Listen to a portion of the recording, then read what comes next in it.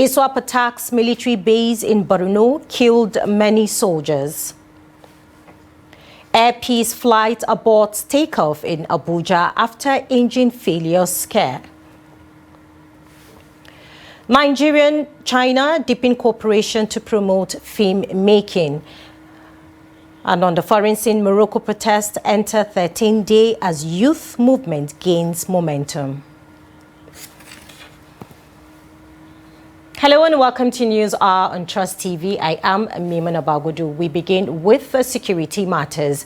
Now, several soldiers are feared dead and others injured after fighters from the Islamic State of West African Province, ISWAP, attacked a military base in Gamdu, Borno State earlier Friday morning. Now, reports said the terrorists stormed the Gamdu military camp around 2 a.m. and began shooting at soldiers on duty.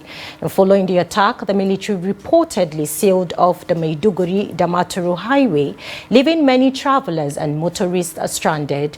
The insurgents reportedly carried out a late-night assault on the Gamdu military camp, causing casualties among the troops. Now, some of the injured soldiers have been taken by ambulance to the Yobe State University Teaching Hospital in Damaturu for treatment.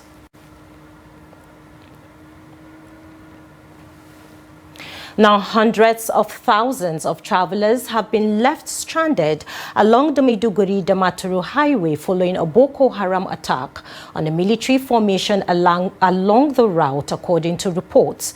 Now, passengers traveling from both Maiduguri and Damaturu remain trapped as security forces have blocked the highway from both ends to prevent further incidents.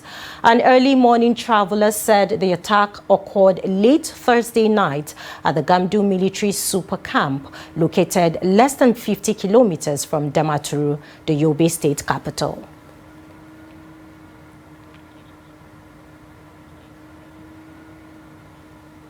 Now joining us via phone call to discuss more on the recent insecurity in Borno State is our Northeast Bureau Chief, Hamisu Matauzu. Thank you for joining us this evening. Thank you and good evening. Good evening. All right, let's jump right in. So can you bring us up to speed on what exactly happened at the Gamdu military base? Well, the incident happened around 2 a.m. On Friday, and it was an ambush by the militants. Is along Damaturu Maiduguri highway, as you rightly mentioned, about 50 kilometers away from Damaturu, the state capital of Yobe State. And what actually transpired, based on the information we received from the locals and some security sources, they said the attackers came in a very large number, and they attempted to overrun the military barrack, the military base in that location, but they were able to repel the attack.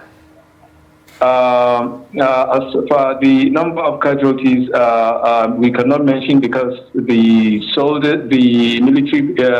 military hierarchy did not bring any maybe statement. They did not issue any statement in that regard. But based on what the public are saying and some sources within the security, they said the soldiers lost about four officers, four men, and 3 got injured. And based on their assessment, they said about 15 insurgents were killed in the process. So we cannot independently verify that information, but this is what we heard from the security sources. But residents in that area have said that they saw ambulances conveying injured and the killed soldiers to Damaturu, and Some people are saying that they were taken to the specialist hospital. We cannot verify that also. We try to get inside sources from the hospital to confirm it, I think, but we are yet to get any confirmation from them. So this is basically what I can say about the attack so far. All right, so what do you know about how the ISWAP fighters managed to launch, this deadly early morning attack? Well, based on the information coming from there, it was a coordinated attack because to divert the attention of the military, they first struck Goneri, which is I think about 50 to, we can say, less than 100 kilometers from Gamdu. When the attention of the military turned there, then they struck because it's the least area that people can expect maybe the Boko Haram to attack, because the place is the military base there is well fortified and is a busy road, especially, and they have taken a lot of measures, even at timing of people that the commercial and the motorists that pass through the road. There is a specific time that they close the road.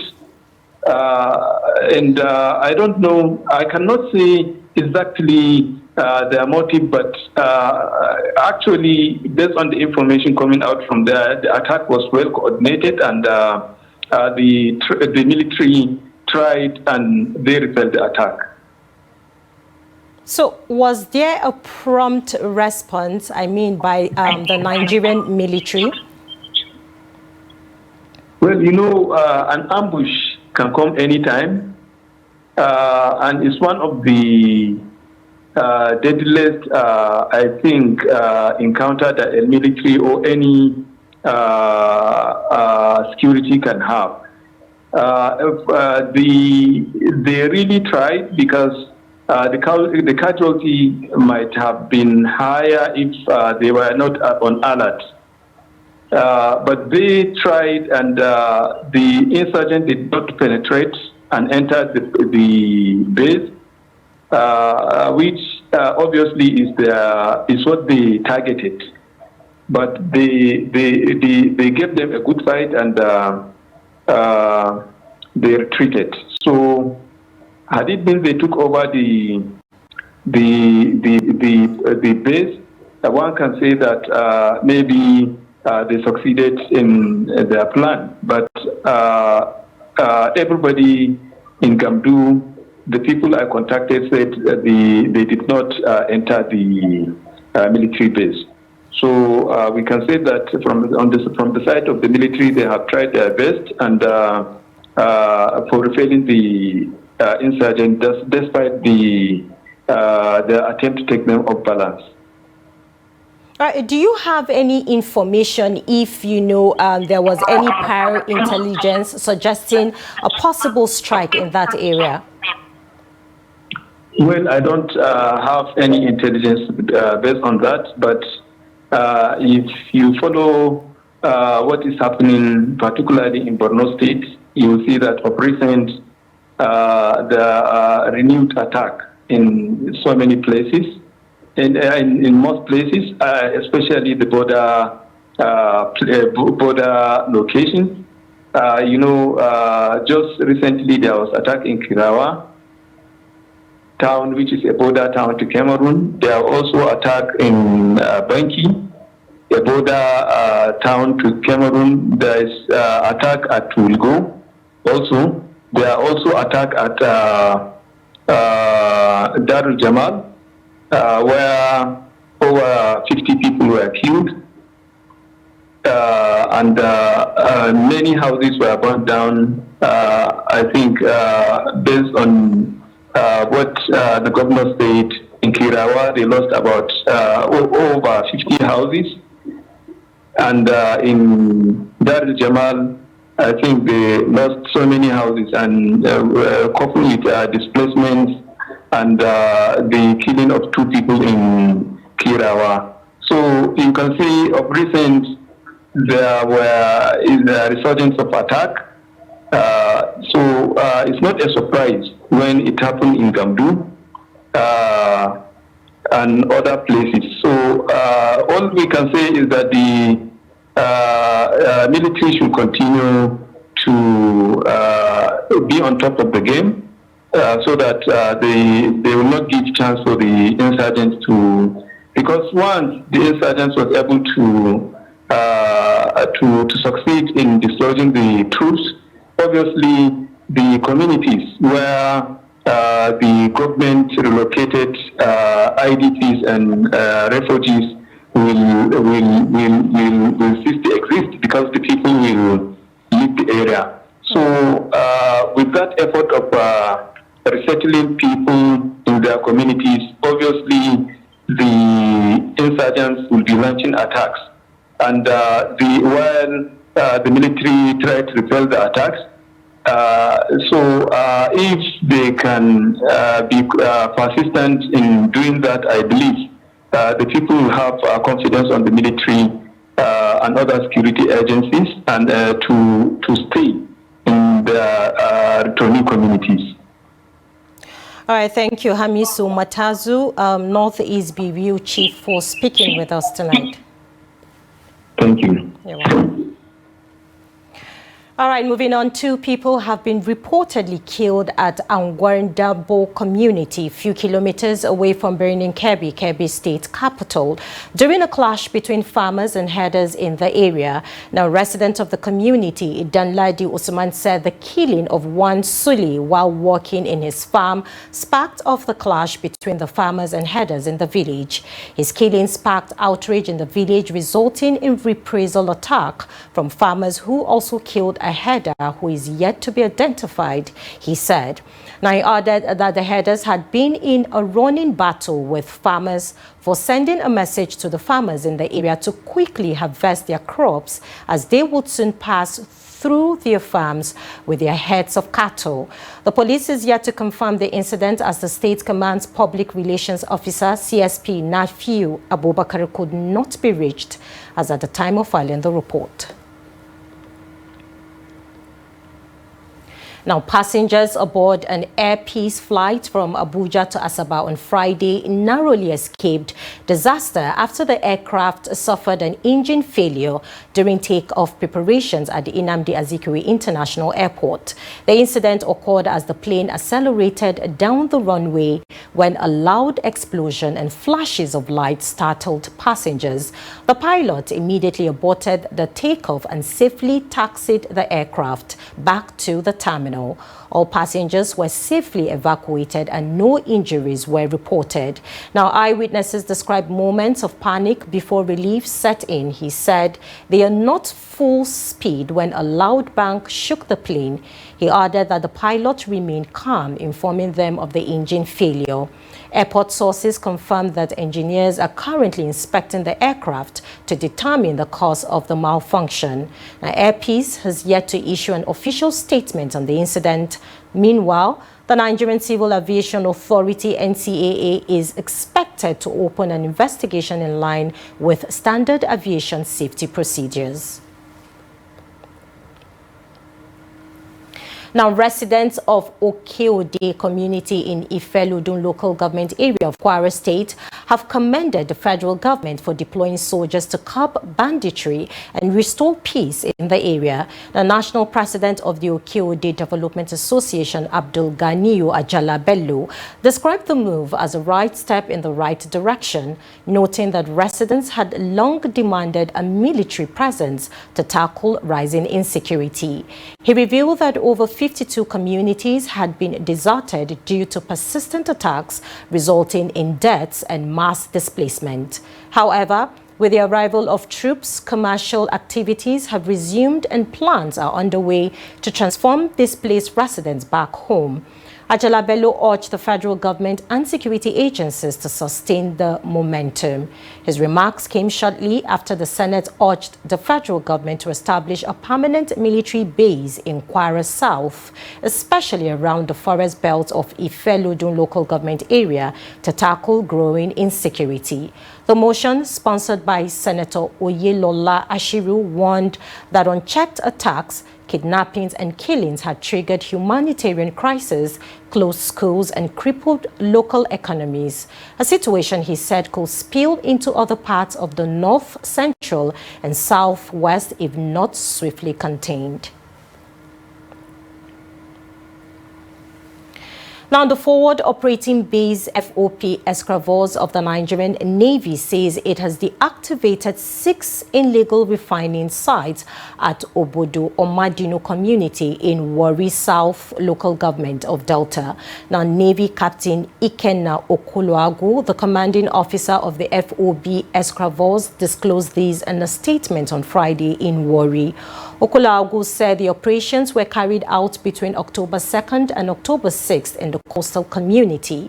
He said that an approximately 11,200 liters of stolen crude were seized in the series of coordinated operations. The naval boss added that the products were discovered in 28 dug-out pits and 6 polythene sacks. Okoloagun said that the operations were part of the ongoing Operation Delta Sanity 2, adding that the feat was made possible through credible intelligence. According to him, the operations aligned with the strategic directives of the Chief of Naval Staff, Vice Admiral Emmanuel Ogala, Eastern Intelligences in the maritime space. Now, the Speaker of the House of Representatives, Abbas Tajuddin, has charged the ad hoc committee on the mismanagement of oil spill cleanup funds to thoroughly investigate the causes of mismanagement surrounding funds allocated for cleanup projects in the Niger Delta. Now, speaking at the inauguration of the committee, the Speaker, represented by the House Whip Osman Kumo, said the investigation must uncover the factors responsible for the poor handling of the cleanup process. He stressed the need to examine how the funds were utilized across the competence of those appointed to manage the project and determine whether there was accountability in the entire process. And Chairman of the committee, Okolube Ete, described the assignment as a crucial step towards promoting accountability, transparency and environmental justice for the Niger Delta. Ete noted that despite huge allocations and years of intervention, the region continues to face severe environmental degradation and unfulfilled promises. We must understand the causes of the mismanagement. 2, we must equally understand what was involved in the entire funds dedicated for the cleanup. 3, we have to find out the capacity of the managers that were put in place by government to manage the funds of the cleanup. And 3 or 4, we have to equally understand whether there was accountability in the whole process of the management of the cleanup funds. The Niger Delta has faced years of environmental degradation and untold damage due to oil exploration and frequent spills. In response, various government agencies have been created or assigned the responsibility of conducting environmental remediation and cleanup operations. Unfortunately, troubling reports of alleged mismanagement, inefficiency, and poor coordination have overshadowed these initiatives. Similarly, this House has also received reports that funds allocated for cleanup efforts have not produced the anticipated outcomes, leaving Now moving on, stakeholders in the education sector have attributed the persistent decline in Nigeria's education standard to poor teacher development, weak policy implementation, and low motivation among educators. These formed the highlight of the 2025 World Teachers' Day celebration organized by the Colleges of Education Academic Staff Union in Abuja. Now Habibat Ajayi reports. Speakers at the event lamented what they described as an education deficit driven by outdated teaching methods, underfunding and neglect of continuous professional training.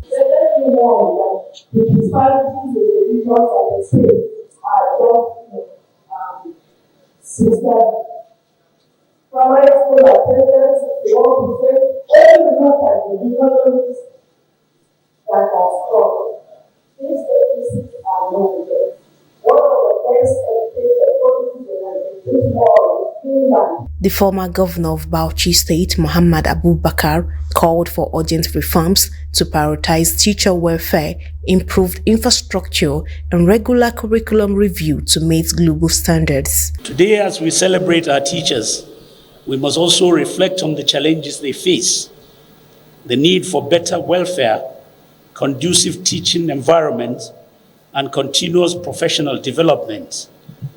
Education remains the cornerstone of national development, and our teachers are the pillars upon which the foundation rests. It is therefore our collective responsibility, government, policymakers, and society, to ensure that teachers are empowered, respected, and adequately supported to perform. The celebration also featured the inauguration of KWASU's new National Executive Council, with renewed calls for increased education funding and teacher motivation as a foundation for national development. For me personally, it is also a day to reflect on the journey we have shared over the past 4 years.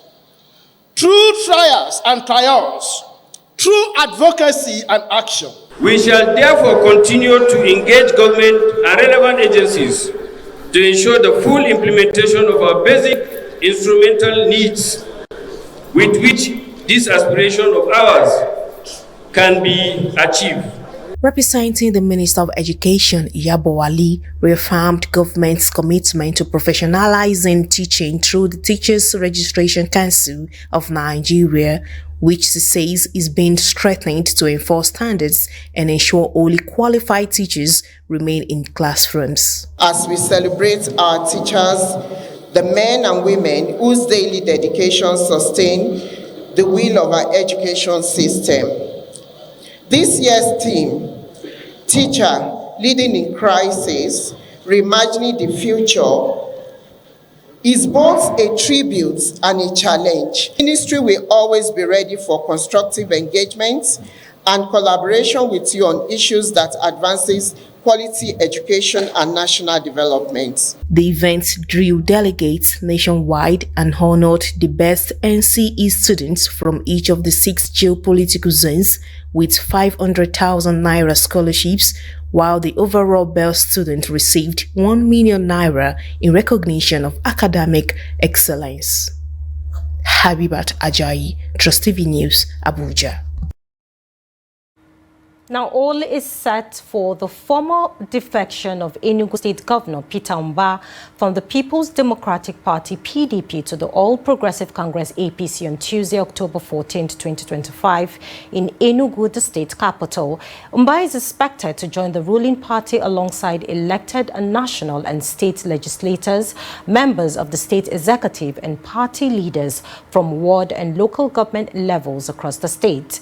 The APC National Chairman Professor Nentawe Yolwata and Deputy National Chairman South, Honorable Ima Ineku, while inaugurating a 7-man caretaker committee for the party in Enugu State, hinted at ongoing efforts to strengthen the party's influence in the southeast region. Now, confirming the development newsmen at the APC National Secretariat in Abuja after taking the oath of office, the newly inaugurated Enugu State APC Caretaker Committee Chairman Ben Nwoye disclosed that the governor and his appointees would officially officially be received into the party on October 14.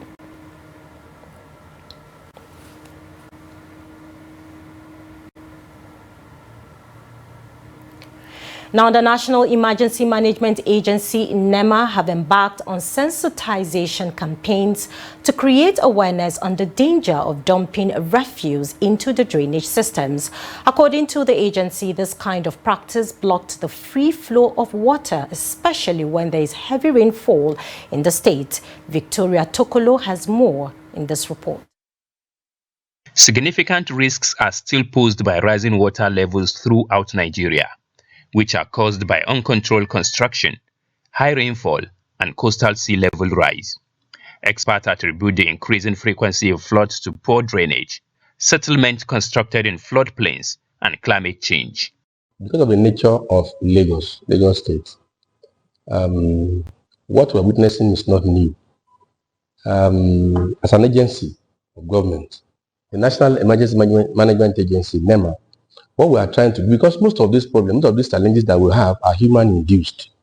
So what we have been trying to do is to do aggressive sensitization and awareness campaign, such that we want people to do the right thing. We want, because most of this, you see, most of these drainages, most of this,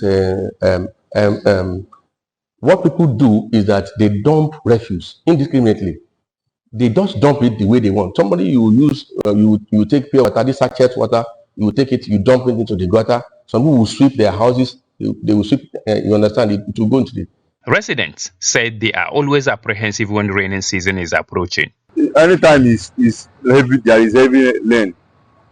This load now, water used to fill it, like, it used to affect our business. Sometimes we won't work. Although depending how heavy the rain is, but if it is heavy, everybody have to go inside. So each vehicle that passes here used to pour water on us. So I'm just asking government, let them come and help us out.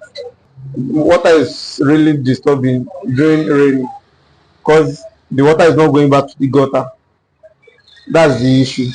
The people that construct the road need to come recheck the project, because I don't know how gutter will be more higher than the road, which is the major issue for the water to get back to the gutter. So I think if they work on that, it won't be flooded again. I came to this Akilo since 20,000. Since then, the flood is disturbing us. There are sometimes the Lagos State, they normally come here and clean the drainage. Upon that, it does not make any impact. It's disturbing our business. If there is flood, some vehicle will be diverted to another road.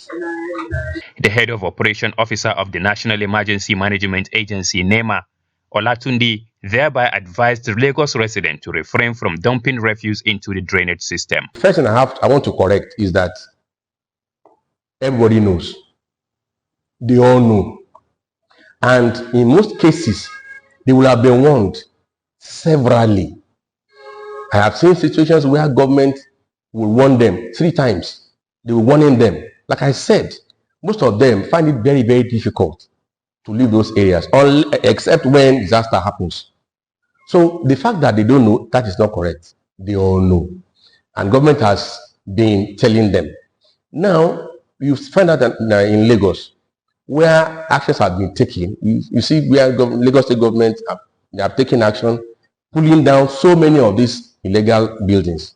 You understand? So it is not that they don't know, they know, and government is enforcing. Because of a lack of relocation, many communities continue to reside in flood-prone areas despite frequent disasters. Now, the Federal Capital Territory Muslim Pilgrims Welfare Board has welcomed the Presidency's directive for a downward review of the 2026 Hajj fares. This follows President Bola Tinubu's intervention directing the National Hajj Commission of Nigeria to immediately reduce the fares. Now, earlier announced for the 2026 Hajj exercise. The report. The directive was issued after a meeting between Vice President Kashim Shettima and the NACON officials at the State House, Abuja. If they apply that, we should be able to bring the Hajj fare to about 7.7 million. The final figure will be announced in the next 2 days. But this is also dependent on very, very quick remittance of the funds from the states.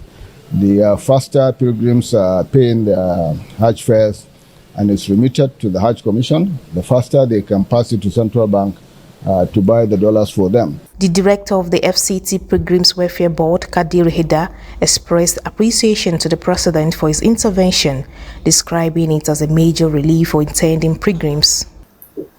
Traveling to Hajj the past 3 years, it has been very high, and any development to bring much lower will be welcomed by everybody. So it's a welcome development by me and by the entire board. From about 2 months ago, we have done all we have need to do in terms of publicity,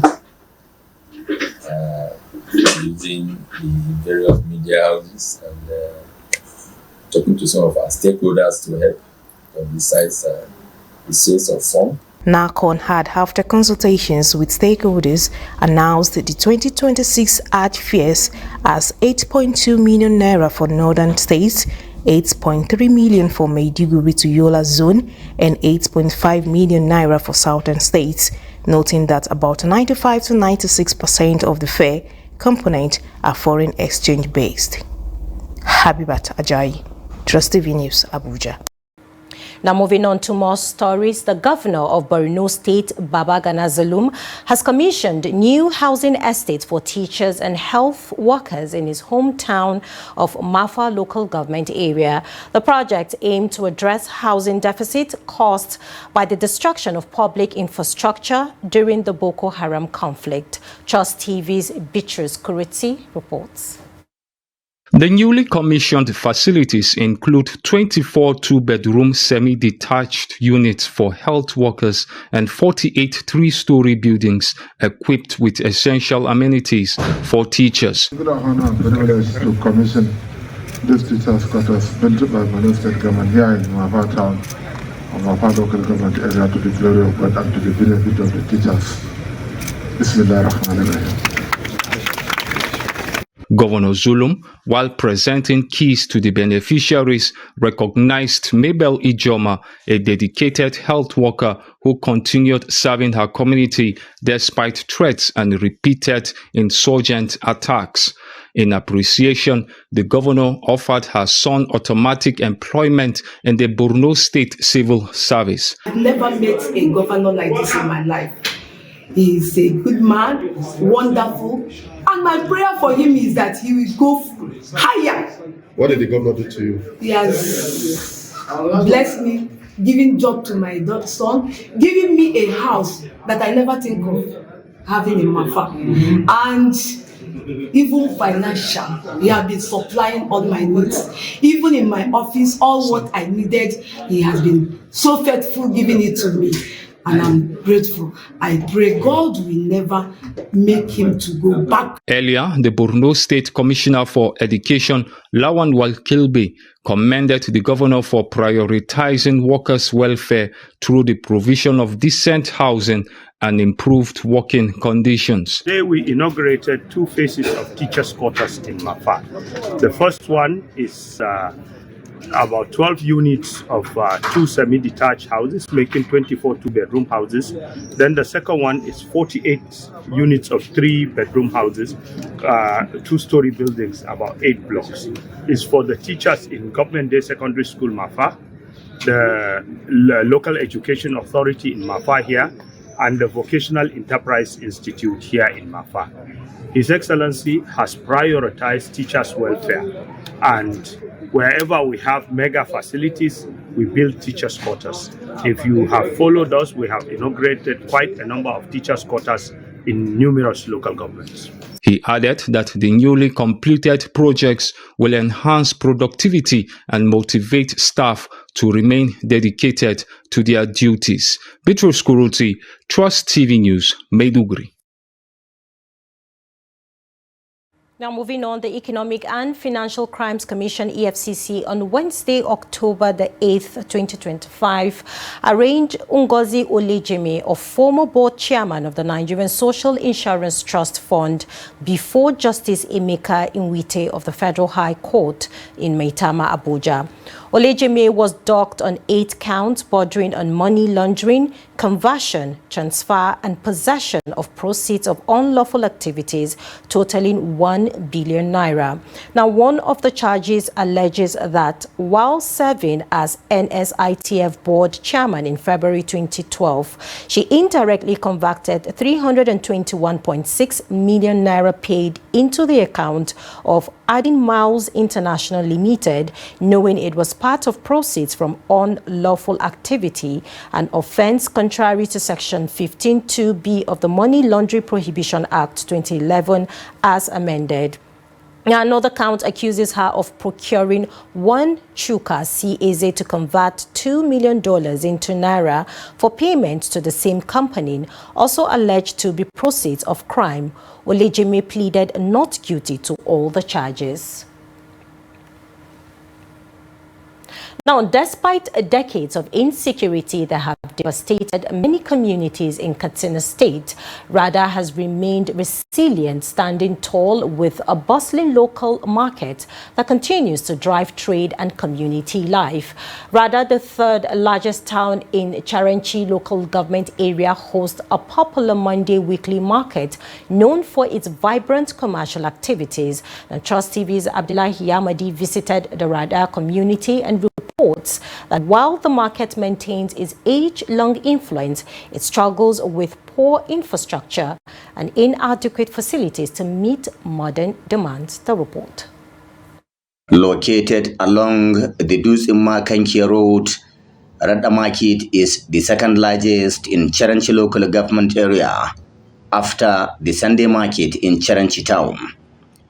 Despite persistent security challenges across Katsina State, the vibrant Rada Market attracts traders and merchants from within and beyond the state every Monday. This growing patronage has made Rada one of the major contributors to Katsina's local economy, especially in the trade of grains, livestock, vegetables, and cotton, commodities that flood the market during harvest seasons. Prices of farm produce are often cheaper in Rada Market compared to other markets, largely due to its strategic location as one of the agricultural hubs of Katsina Zone. Throughout years of insecurity, the market's continued activity is credited to strong community resilience, heavy security presence, and its strategic positioning along a major trading route. Prices of produce here are dropping. A bag of guinea corn now sells for 23,000, millet 28,000, sesame seeds between 78 and 80,000 naira per 100 kilogram, while maize goes for 22,000 naira. Peace deal? Is there any peace deal here? Let me tell you, internally displaced persons are full of this market. They constitute greater percentage of the people here. As soon as traders live here, people from the neighboring villages will take over the market. They sleep here and go back to their communities every morning. So there is no peace, only that partial peace.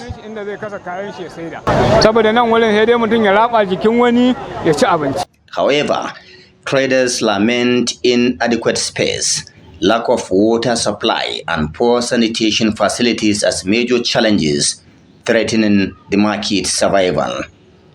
Encroachment by nearby residents has reduced available trading space, forcing many traders to display goods along the roadside, leading to traffic congestion and safety hazards on market days. At one corner of the market lies a meat processing area occupying only a few meters, littered with solid waste and exposing consumers to potential health risks caused by poor hygiene. Experts warn that without prompt action, these conditions could trigger an avoidable disease outbreak. Our major challenge is lack of sanitation facilities. We have done what we can at our own level and reported the rest to authorities, especially concerning the meat section, but nothing has changed yet. The administration has done a lot in terms of infrastructure and social amenities. What remains now is for the government to relocate our markets to a more spacious and modern site to enhance value addition and revenue generation. In a broader effort to boost economic recovery, especially in communities affected by insecurity, local stakeholders have called on government authorities to relocate the Radda market to a more spacious and befitting location that meets modern standards and supports long-term growth. Abdullahi Ismayamadi, Trust Television News, Kazina. Now, film festivals are important because they provide exposure and career opportunities for filmmakers. They also facilitate networking within the industry, celebrate diversity and cultural exchange, foster community engagement, and offer audiences a unique opportunity to discover new films and voices. Now, these events act as crucial platforms for new talent, provide a space for validation and votes, and drive economic and cultural growth for their host communities. Yusuf Akogo tells us more. Culture is as old as human existence. It is said that every civilization is derived from one culture or the other. Maintaining this unique identity is the only way to preserve one's heritage. Recognizing the importance of holding on to this belief irrespective of geographical location, Chinese people in Nigeria gathered here to celebrate their uniqueness. Established in 2013 as an annual event, the China's Women Film Festival aspires to promote women's rights and raise awareness of gender inequality through the mediums of film and art. We need to provide more equal opportunity to girls, to ladies, to women, to provide their opportunity for education and work. The Nigeria's Minister of Women Affairs believes that the China Women's Film Festival presents authentic and inspiring stories of women. This is intriguing because these stories mirror resilience, leadership, and universal quest for equity. And this government has focused on the creative economy, which means that a lot of women in this space, would benefit to do things like history filming. A lot of women in this space already, but this shows us that we need to dedicate a lot of resources, a lot of capacity building towards this type of engagement for women. The China Women's Film Festival presents an opportunity for national and international filmmakers, academics, and female activists to network. But beyond that, it presents the right platform to exchange ideas and strengthen women's role in the film community. Yusuf Akogu, Trust Television News, Abuja.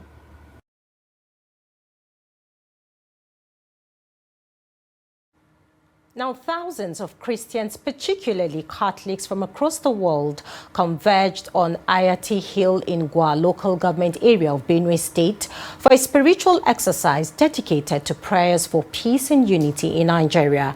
The event was part of the devotions and celebrations marking this year's pilgrimage at the Siso Maria Pilgrimage Center, Ayati in Benue State. Our correspondent in Benue was at the pilgrimage and filed in this report.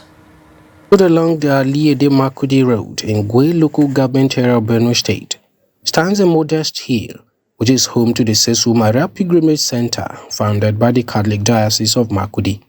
For over 7 years, the center has hosted thousands of faithful from within and outside the diocese every 2nd of October for devotions and prayers. Once again, the hill came alive as worshippers trooped the rugged mountain in their numbers for supplications and spiritual renewal.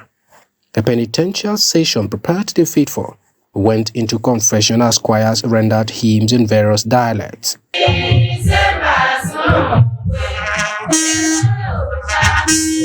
The highlight of the pilgrimage was a co-celebrated Holy Mass led by the bishops of Makurdi and Maiduguri dioceses, together with priests from across the diocese of Makurdi who reconsecrated the Makurdi diocese, Benue State, and the entire nation to God. Undo everything that we have brought to you that is good and pleasing to you.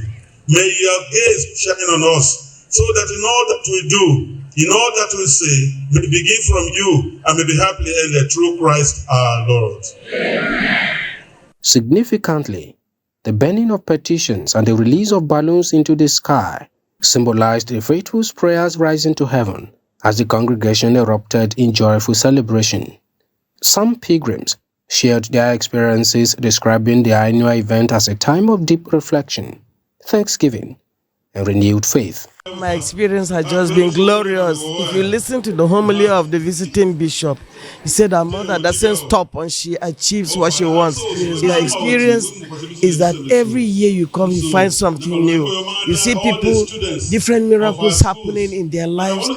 Some are testified, some are just shared quietly.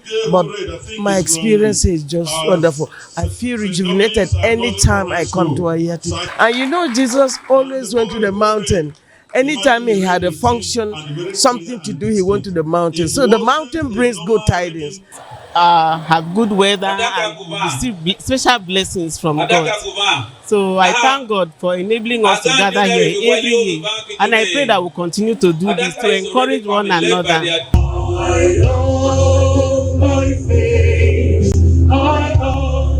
As the Sesu Maria pilgrimage came to a close, participants departed with a sense of spiritual renewal, stronger personal faith, deeper communion with God, and hope for healing from life's many challenges.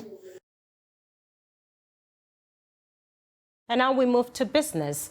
The Lagos Chamber of Commerce and Industry, LCCI, has emphasized the need for the Nigerian government to accelerate economic reforms to stimulate sustainable growth, improve living standards, and restore investment confidence.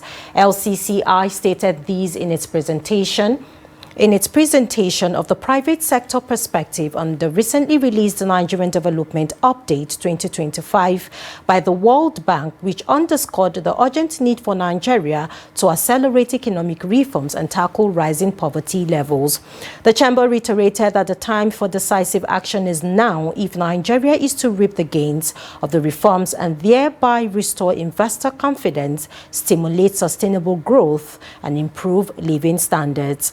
Speaking, the Director General of LCCI, Chinyere Amona, noted that while the government has taken commendable steps in fiscal and monetary policy management, the pace of reform implementation remains too slow to tackle the rising poverty levels and deliver the structural transformation needed in the economy. She identified key areas that require urgent attention, including investment in agricultural value chains, energy sector reforms, and infrastructure development.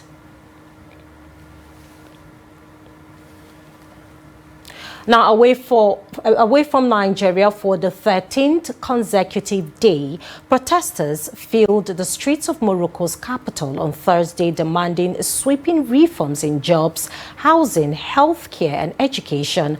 The Generation Z-led movement, which began in late September, has rapidly spread to major cities, including Casablanca. What initially erupted as chaotic clashes, leaving 3 people dead and hundreds injured, has since evolved into peaceful, organized demonstrations. Now, protesters say their calls for justice and dignity are beginning to resonate. Demonstrators are also denouncing widespread corruption and criticizing the government for prioritizing international sporting events over essential public services. On Friday, organizers have called for a pause in rallies as attention shifts to King Mohammed's anticipated speech, widely viewed as a potential turning point for a generation that feels sidelined yet increasingly hopeful.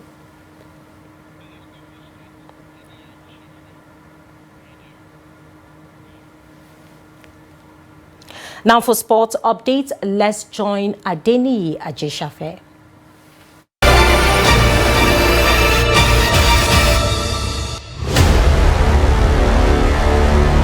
Nigeria Super Eagles bounce back to winning ways with a 2-1 victory over Lesotho in their 2025 FIFA World Cup qualifying clash on Friday at the Peter Mokaba Stadium in Polokwane, South Africa. After a goalless first half, the Super Eagles eventually broke the deadlock in the 55th minute, with captain William Truss-Ekong confidently converting a penalty after Lesotho defenders had ball in the box. Nigeria came close in succession from short by Alex Iwobi in the 57th and 59th minute, while Victor Osimhen deflected shot saw the ball strike the upright again. The 2023 Africa Player of the Year has passed located debutant Akko Adams to fire into the net to make it 2-0 for Nigeria. Lesotho's Kalake pulled one back from an error coming from the goalkeeper in the 83rd minute. Despite the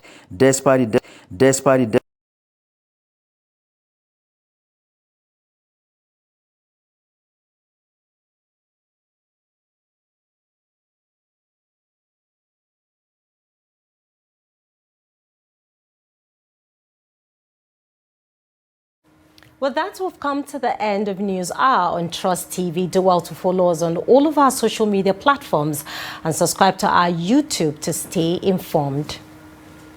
I am Maimuna Bagudu. Have a great weekend and good night.